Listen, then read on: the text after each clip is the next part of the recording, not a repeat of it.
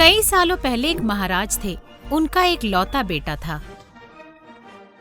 युवराज हमेशा गरीब और बेसहारा लोगों की मदद में समय बिताते थे और साथ ही उन गरीबों को दान धर्म भी किया करते थे। युवराज के ये काम महाराज को बिल्कुल पसंद नहीं थे। देखो बेटा, तुम इस राज्य के युवराज हो, उन लोगों के साथ घूमना अच्छी बात नहीं। एक दिन महाराज ने अपने सैनिकों से कहा, इसे तो अपने पिताजी की बिल्कुल कदर नहीं है। उसका दिमाग पूरी तरह खराब हो चुका है। इसे ले जाकर 100 बार कोड़ों से मारो। महाराज की बातें सुनकर सैनिक जब युवराज के पास आ रहे थे तो युवराज ने उन्हें रोका। महाराज महाराज, आप बस मुझे 2 घंटे की मोहलत दे दीजिए। मैं यूं गया और यूं आया। उसके बाद आपकी मर्जी। आप मुझे जो सजा देना चाहते हो आप दे सकते हो। इस तरह बोलकर युवराज 2 घंटे बाद सभा में 3 पेटियों के साथ वापस आए।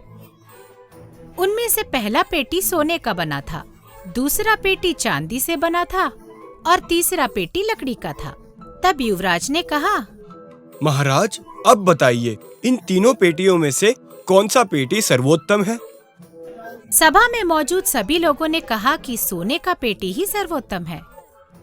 उसके बाद चांदी का पेटी और उसके बाद लकड़ी का पेटी उत्तम है।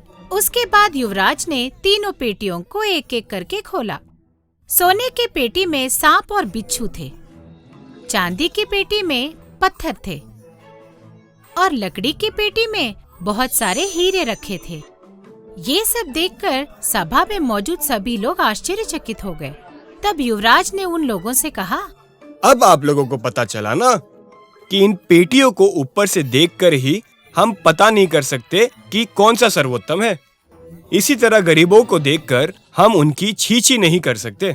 ध्यान से देखा जाए तो गरीब लोग बहुत ईमानदार होते हैं।